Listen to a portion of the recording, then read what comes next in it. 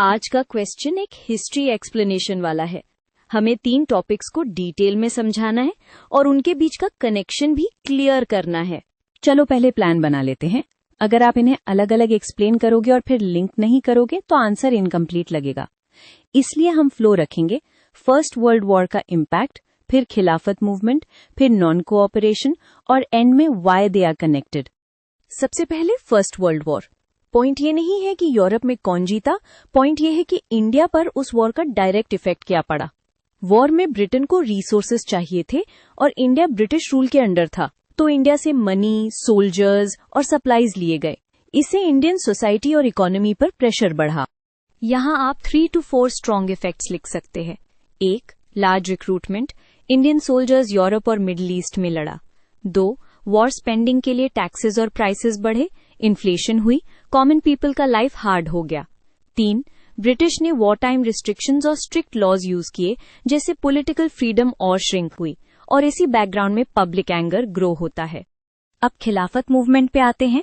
इसको समझने का इजीएस्ट वे ये है कि फर्स्ट वर्ल्ड वॉर के बाद ऑटोमन एम्पायर, जिसके रूलर को कैलिफ माना जाता था, उसकी पावर वीकन हो गई। इंडियन मुस्लिम्स को फेयर हुआ कि कैलिफेट का स्टेटस खत्म हो जाएगा, तो खिलाफत मूवमेंट बेसिकली एक पॉलिटिकल कैंपेन था कैलिफेट को प्रोटेक्ट करने के लिए और ब्रिटिश पॉलिसी को अपोज करने के लिए। इस मूवमेंट का इम्पोर्टेंस यही है कि ये सिर्फ रिलीजियस इमोशन नहीं था, इंडिया में एंटी ब्रिटिश पॉलिटिक्स के साथ मर्ज हो गया। लीडर्स जैसे अली ब्रदर्स ने मोबिलाइजेशन की, मीटिंग्स, प्रोटेस्ट्स, बॉयकॉट का आइडिया पॉपुलर हुआ, और यहीं से एक बिग टर्निंग पॉइंट आता है। गांधी जी को लगता है हिंदू मुस्लिम यूनिटी से नेशनल मूवमेंट स्ट्रॉन्गर हो सकता है। अब नॉन कोऑपरेशन मूवमेंट।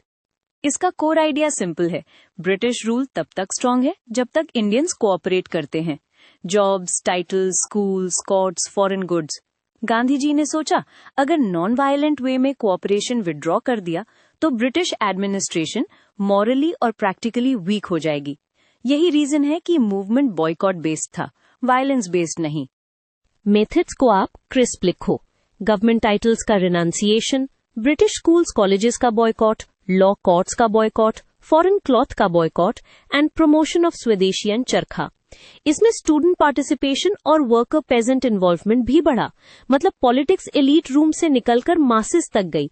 ये एक ह्यूज शिफ्ट था। अब सबसे important part, connection. First world war ने इकोनॉमिक पेन और डिसअपॉइंटमेंट क्रिएट किया। लोगों को लगा ब्रिटिश प्रॉमिसेस हॉलो हैं।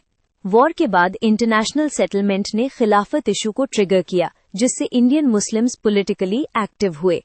गांधी जी ने खिलाफत के साथ टाई अप करके नॉन कोऑपरेशन को नेशनल लेवल मास मूवमेंट बनाया, तो खिलाफत एक ब्रिज बन गया हिंदू मुस्लिम यूनिटी का, एंड नॉन कोऑपरेशन उस यूनिटी को एक्शन में कन्वर्ट करता है। कंक्लूजन में आप एक लाइन में रैप अप करो। फर्स्ट वर्ल्ड वॉर ने कंडीशंस बनाई, खिलाफत ने यूनिटी और मोमेंटम दिया, और नॉन कोऑपरेशन ने organised nationwide non violent challenge दिया। ऐसे लिखने से आंसर कंप्लीट और वेल स्ट्रक्चर्ड दिखेगा।